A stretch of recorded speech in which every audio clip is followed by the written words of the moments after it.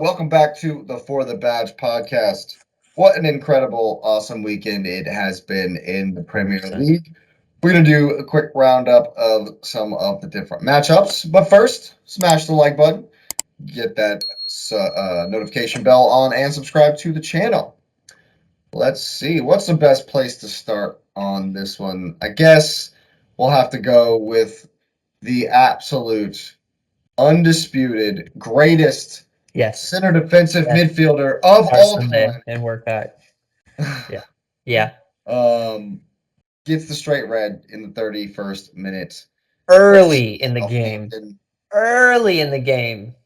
I love to see United tears. That's all I'm going to say. I love to see anyone on Man United cry tears of sadness. The commentary on this was hilarious. It was maddening. Because he says, back in the day, this was a challenge they used to do all the time. Where you get some of the top of the ball and then obliterate the guy over the. He could have broke his leg. Yeah, he could have broke his leg, but he's not wrong. The Prem used to be brutal. The Rio Ferdinand days, the John Terry days, the Vidic days, those are gone. Those boys played like that. Those were those challenges. But it also must be said that this game was a game of missed opportunities, of missed chances. On Southampton's end. And United. Yo, Southampton looked up for it. They looked up for this game. I was James Ward-Prowse hit the bar off a free kick. Kissed it like it was his sister. Just kissed it. What did you just? We're gonna move on from that. No, we're gonna pass on that one. It's a Madagascar reference. Yeah, it's the penguin. Sure. It's the penguin when he's flying the plane. I swear, go look that up. It's hilarious. Hey, buddy. Okay, I didn't see this one either. But awesome I have to make an announcement. Unfortunately, the quad is no longer in play. Now the treble is, but the quad is no longer in play. Oh man. Yeah, you can't go 0-0 against Southampton. I don't care if you went down. I think they're 16 points back now. Yeah, after taking that loss to Liverpool, they're in shambles. Ten Hag just love it. You love to see it. Oh, I love to see it. Love to see the dumpster fire over at United. But I said last week too. I said I wanted United to lose to them. That way we weren't the only trash to do so. This game, I'll take it. I'll take it. I think one point that kind of stood out to me the most about this game was apart from the Liverpool performance, obviously, David De Gea has actually quietly been one of the main reasons for United's run of good results. Before this, and before the Liverpool game, obviously, but in this game, he's made some fantastic saves. That's why he's about to get paid. Yeah, I mean, he's been on good form. As much as I hate to say it, he's making some saves, and he definitely did so in this game. Kept him in it despite the red card, and this kind of went like a basketball game. It kind of went back and forth. It really did. It ping-ponged so much. I just think Southampton should have taken advantage of this. Oh, so much. Should have edged it. Because there was one moment in the game. I think it was Theo Walcott that got the ball in space, and he literally got the ball in so much space that he turns around and does a 360 with the ball, and he's like, "Oh, okay, I'm just gonna run this way with it." Like he had that much time and space because of the way Man United were playing after the red card, and Theo had some chances. I was disappointed. I thought my boy was gonna. Theo exhibited 100% why he's no longer at Arsenal. Right. All the heart in the world, no conversion. No. Theo Walcott should have had 2 goals. There's no sugarcoating that, buddy. You're seeing those dreams tonight because that was bad. That boy in C19 is happy after this. Oh, yeah. Just pumped. Oh, yeah. Pumped. But, kind of really cements the 2-horse race up at the top. Southampton will rue that kind of a chance because fighting 3 points would have been relegation. big. Fighting relegation, you don't just get points. Don't get a chance to get 3 points at Old Trafford. That doesn't just happen. 3 points would have been big for Southampton here at Old Trafford. Oh yeah, 100%. Oh yeah, 3 points. I would have loved to seen. I would have loved to seen United drop points at Old Trafford. That would have been even nicer. They did technically. Technically, yeah, they did. They dropped 2. But Southampton are just within touching distance with that point. Still absolute bottom. United are now looking over their shoulder pretty hard. They're only 2 points ahead of Tottenham. They're only 6 points ahead of Newcastle. Newcastle have played less games. Yep. Speaking of Newcastle, I was about to say that game was a crazy game. I watched this game. Basketball. I watched this game. I loved this game. This was a fun game to watch. This was a fun game to watch. But brutal. I thought the ref got out. I thought the ref let this one get away from him a little bit. Some of these, he let them play. Man, St. James's Park. It's an MMA ring these days. He let them play. Like Fight Island. Yeah, goodness gracious. I said it to Kristen when I was watching this game. I said, I know we'll bleep this, and I said the Tom Housery, the shit housery that happened in this game was baffling to me. Like baffling to me. People are getting ripped down in the box on corners. People are just taking absolute shins, crossbody intersection hits. It was wild. Speaking of tomfoolery, the free kick for the first Newcastle goal, pretty suspect. Pretty suspect. That was a suspect soft call. Come on, ref, red or nothing, because that was. Let's just say the wind blew up his jersey like a certain Fernandez that we know, and the reaction wasn't quite so pronounced, but.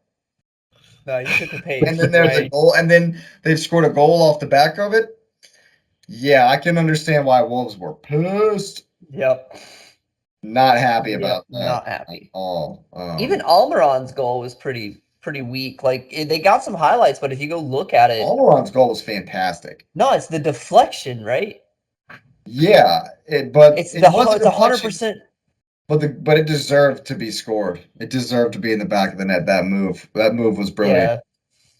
Yeah, I'll give him that. I'll give him the move, the cut in, but barring the deflection, I don't know if he hits the. No, not Almiron. I'm talking about the passage of play to get the ball to Almiron was brilliant, and then he just had a nice touch and kicked it off the defender.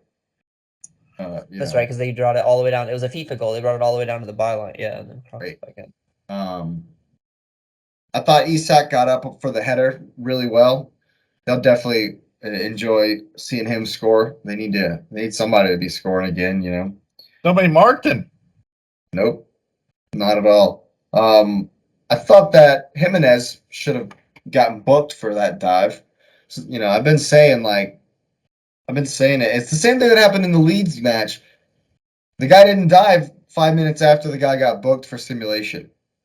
So if you book Jimenez for simulation, people will stop doing this crap, you know. Yep. But in the end, like you say, ball never lies. Newcastle were able to get this one over the line, and I don't know if you saw in the highlights of the goals where the celebration for the second goal, where Almiron runs over to a fan who's leaning over the sideboards. And Almiron just runs up to him and doesn't hug him back, but the fan hugs him, and the camera goes up a close up on Almiron's face, and he's that's when he was grabbing his badge and pointing to it. It was definitely for the badge moment for sure. That was probably this week's for the badge moment for Newcastle at home. Made the fans dream. Hits the game-winning goal. Back to winning ways. Yeah. You know, we talked about 2 pods ago now. Sterling's whiff in the box, but oh my gosh, the whiff on this goal for Wolves, like I would have to run and hide after that. It was bad. Yeah. He took out the goalkeeper and just said, at the same time. Yo, it was a Gerard slip for sure. I felt bad for my boy. I felt bad for my boy. At first, when I saw it in real time, I thought that Pope took him out. Because the way he slid in, I was like, oh, dude, my dude just got wrecked. But then when they turned the camera angle and you saw it from, goal side forward, I was like, oh, he literally just took himself off. Wait, he was trying to clear it that hard. He took himself off. I've been there. I've tried to take a shot on goal and been there where it was just like, yeah. No, it hurts. I felt bad for him. It hurts. Great stuff. That did look like a FIFA goal when your goalie goes out when he shouldn't, and smash the defender. Yeah, just throws the defender. Yeah. Fantastic. But Newcastle back to winning ways.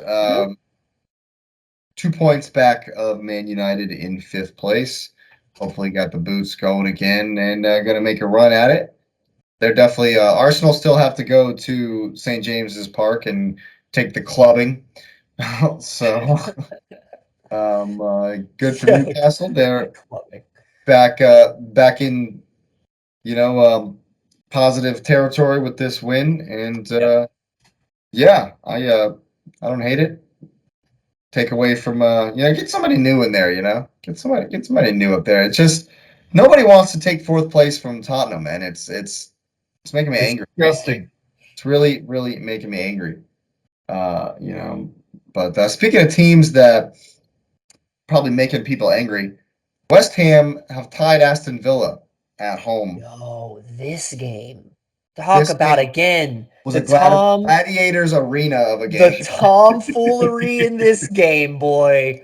Oh my goodness. I don't know how either of them didn't read out of this game. Completely lost the plot by the ref. My favorite is Danny Ings backing into the defender. He's got his arms around the guy. Yeah. He's clearly pulling the dude's jersey, and then he falls over in the box. He falls over in the box, right? Meanwhile, the Villa defender is going, what are you doing? What are you doing? Yeah. Oh, my goodness. I thought a 1-1 was much deserved here in this game. 100%. Both of you got what you deserved in the end. Like the way the goals were scored, how you both. It was a complete hack job. It was Lumberjacks. Goal. That's what Lumberjacks. Yeah. Is the fast break kind of counterattack goals. That's what they do. And it was all West Ham before that. Yeah. One-way traffic, and then it evened out, and it was West Ham were able to finally get the pin a few minutes later. I feel like it's another missed opportunity for a team at the bottom to get some points. So you're at home. Villa is, what are they? They're mid-table. Were they 10th? They're 11th. 11th. So chance to blow off the bubbles, man, and get some points and move up the table versus a team that, last season we would expect West Ham to smash. Yeah. Right. For sure. I'm shocked West Ham didn't give up a PK. Again, the PK call for Villa. Right? Yeah, the PK call for Villa. It's a clear pin. Like there's. Then when Villa was in the box, when West Ham, Declan Rice probably should have got a PK called on him in that foul. It's the same exact. You can't come into a challenge in the box, swinging a boot, not even knowing where the offender is. My man just absolutely. But I was shocked it wasn't called. My whole point when I was watching it, I was shocked that wasn't also called a PK. Yeah, well, we know there's no consistency with VAR. They probably just decided that it wasn't a clear and obvious error from the referee enough to overturn that one. I thought he went down pretty soft. I thought Declan came in hard, reckless. Yeah, red or nothing, ref. Yeah, we did say that in the Wolves game. So yeah, red or nothing, ref. You know what? I retract that. Yeah. So there you go. But another person we can put into the under pressure, how do you have a job? David Moyes is Yo, Moyes. struggle He's, bus. he's living day by day right now. These guys are in the relegation zone. Only bringing packed lunch. Yeah. They have a big one this coming week too. Yeah. Is it a Sacco? Who are they playing? It could be. Well, I don't think it can be because it's Southampton, I believe. Oh God. Am I wrong? Yeah, no, they play Southampton. Oh God. Oh, it says here that Tottenham plays Southampton.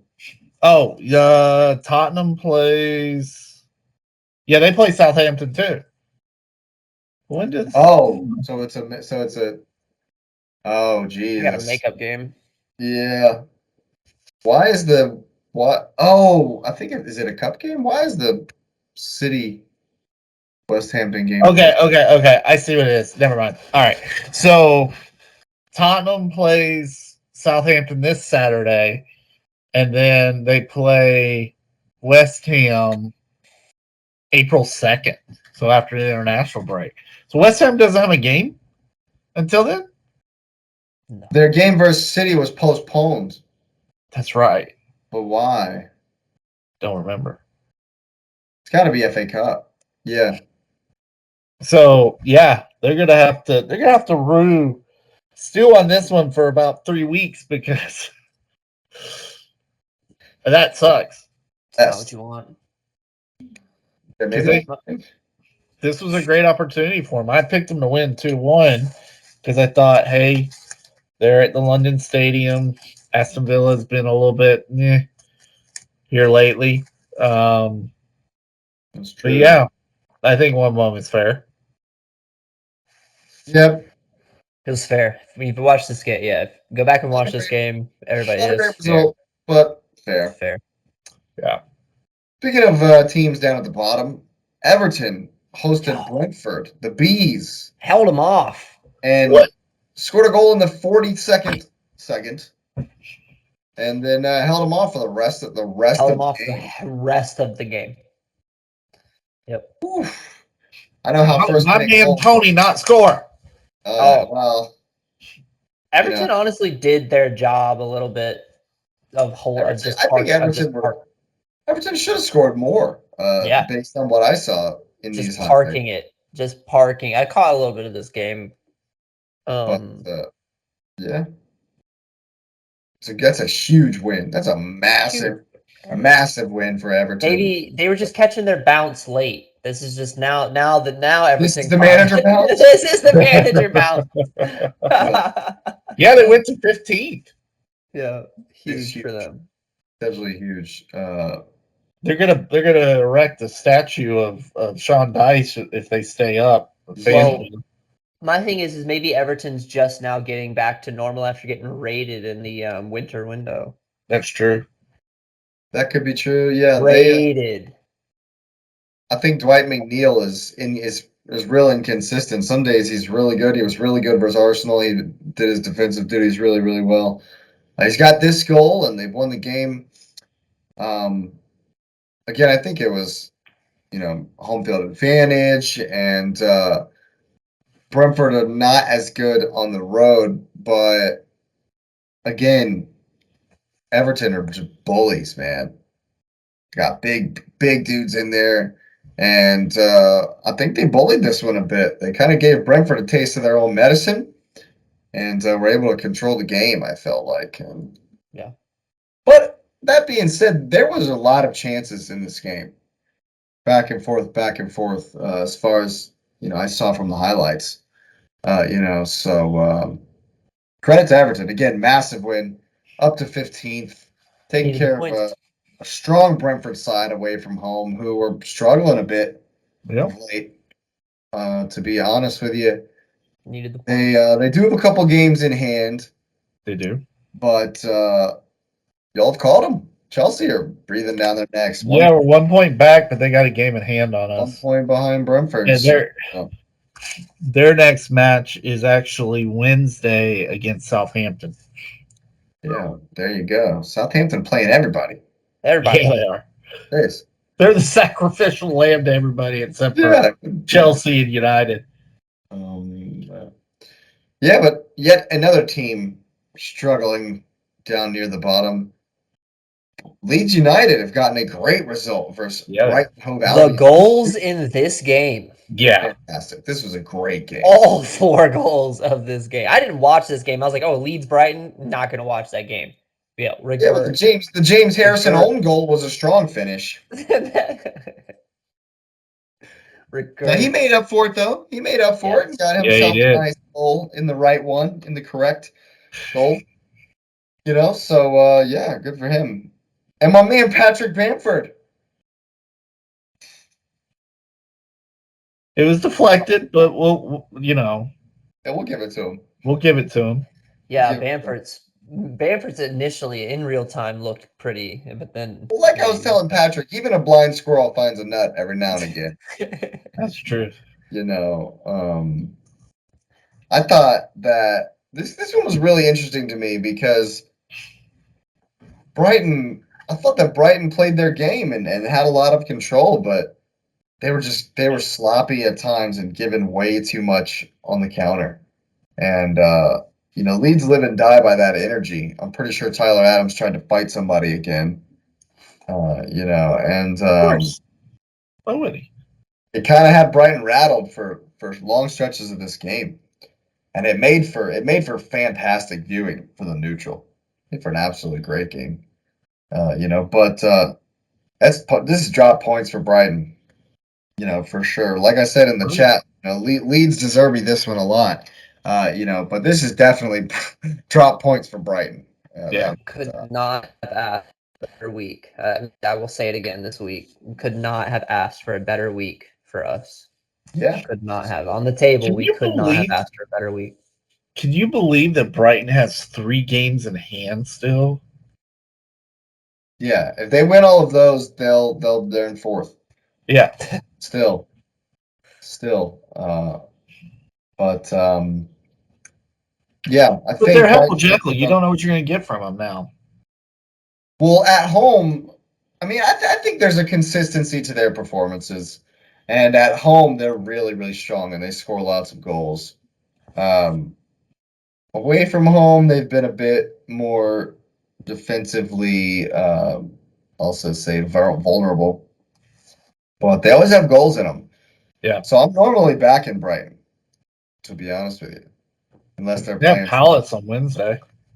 I will never back anything that comes out of Brighton. Brighton is definitely beating Palace.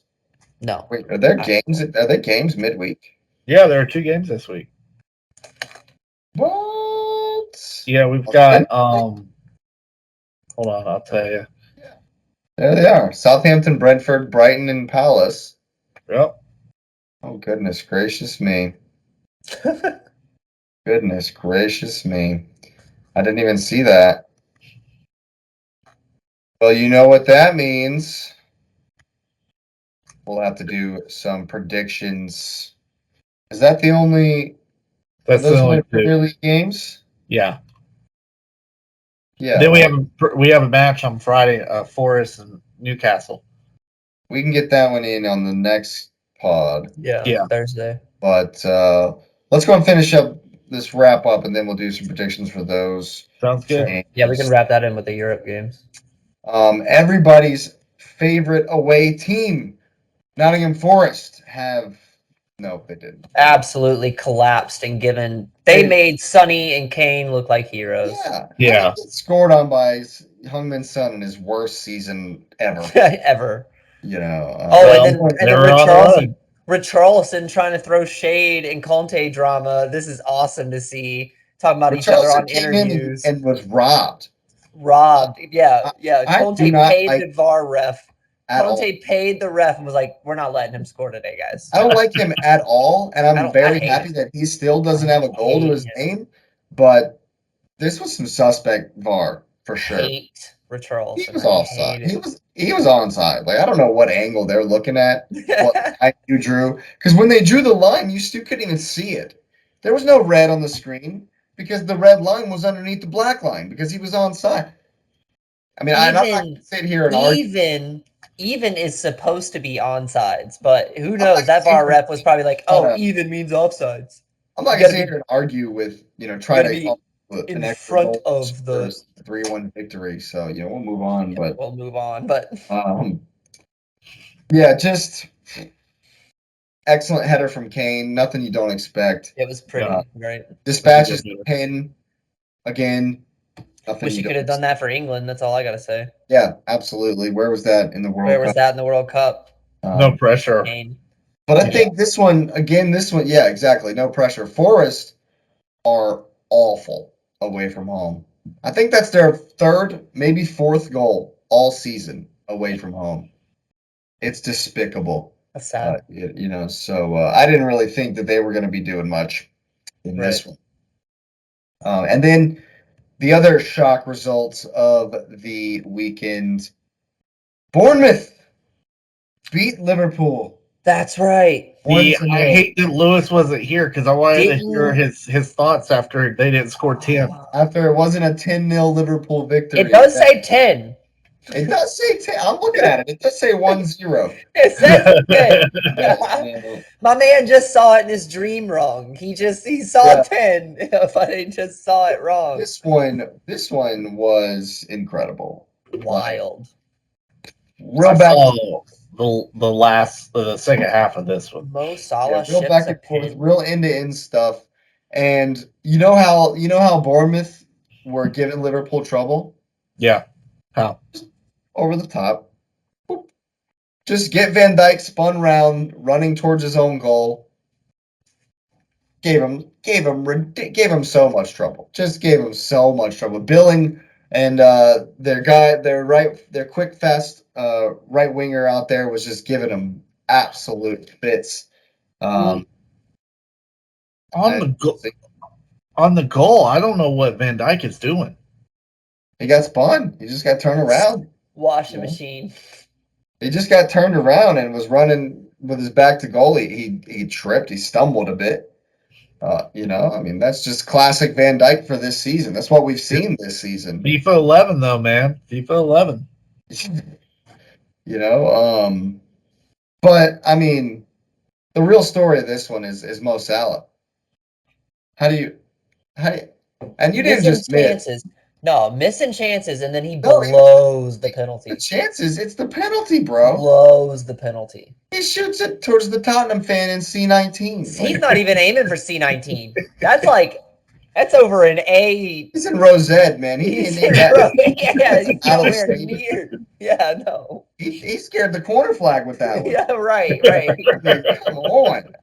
He's trying to hit the ball boy on the sideline. It was a rough one. Bad. Sure. And how you come off the back of winning 7-0 to this? First year arch nemesis, first year biggest rival, to losing to Bournemouth. What? Was it because they were looking ahead? There's what? No reason. There's what no are you looking reason. ahead to? You're about to get smashed by Madrid. They're looking ahead to take down Real. That's a big hill to climb there. No, I know it is. It's absolute and utter. That's a mountain. That's Everest. That's worse than Everest. That's Kilimanjaro. Yeah, but credit Bournemouth, man, for I guess the little bit of talk about revenge. Taking a 9-0 at Anfield and then reverse fixture, you winning at all. Yeah. Not to mention a shutout. Yeah. Huge for Bournemouth. You love to see it as a Chelsea fan. Liverpool not making it, like you say, perfect weekend for the Blues. Perfect week for us. We needed this. Yeah. So everybody's not running and hiding right now, and that's good. Nope. Only a Tottenham loss would have made it better. You know how important those points are? So I just want to let this known out in the universe. You know how important those points were when we got back from the World Cup? And I was like, hey, let's not lose to Brentford. Hey, let's not lose to Bournemouth. Let's not lose to Southampton. Let's not lose to these bottom table teams and tie Wolves. We need those points. You know how valuable those would be? We'd be in fifth. We'd be in fourth. We'd be contending. And while everyone else is dropping points, it'd matter more. And it doesn't, because now we're fighting. Again, I said fifth is going to be our best place. Perfect weekend for us. Can't wait to see us capitalize on it. Hopefully we do next week as well. Absolutely would be in it. But No, that's not it. That's not it at all. Since we've in the middle of the episode here have figured out that we got some games on Sunday or on Wednesday rather. Midweek fixtures, yeah. Get us a new column here.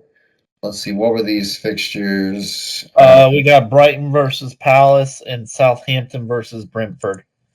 Brighton versus Palace. What are you telling me, Patrick? What you think? Brighton. I'm torn on this because I want to say Brighton goes big, but I'm going to be on the safe side and go 2-0 Brighton. No, Brighton. Nil to the goals. What you think, X? We'll go 2-1 to Brighton. 2-1 Brighton. Yeah. Okay. I think that first of all, Palace suck. Right. And they're even worse away from home. So, and it's bad, because this will be 11 games without a win. Should they lose this one? But Brighton score lots of goals at home. I'm going 3-0. Wow. Yeah, they're gonna smash. I originally was going to go 4-0, but I was like, you know what? I don't know. So that's why I went 3-0. Bad news Bears. Speaking of bad news Bears, Southampton also host Brentford. And last time Brentford went to a relegation threatened team, i.e. on Saturday, didn't go so hot for my man Tony. Yeah. What are we thinking on this one? I'm going 3-1. Ooh. 3-1 to Southampton. Yeah. No, to Brentford. I haven't looked at the odds, but Tony didn't score the last time out. I haven't spoken with Tony's bookie. I was going to go 0-2 to Brentford. I think Tony's going to hit a double and get double the payday since he's going to go double or nothing because he didn't hit one last week with his bookie. So then he's due for 2. So I think Brentford take it to Southampton. Although Southampton's been showing up, but they've only been showing up for these big name teams. They're looking to stump somebody this season. I think they like to play spoiler. Right. I think that we see an Ivan Toney brace. 100%. I think we see an Ivan Toney brace. We see a James Ward-Prowse free kick. Oh yes. Ooh, okay. 2-1 to the Bees. 2-1 to the Bees. To the Bees away from. It's one of my favorite mascots in the league is the Bees. I haven't got the graphic. I haven't got the graphic fixed for this particular episode because I didn't realize there were Wednesday games. But I gained 3 points this week. Gap's down to 16. I told you it was way too early. Way too early. Just saying. Oh man, no. Gap's Patrick's down to 16. Patrick's killing the. Yeah, absolutely. Speaking of killing it, go ahead and smash that like button. Get that notification bell on for all the videos and subscribe to the channel. Thanks for listening. Hope you've had a wonderful night.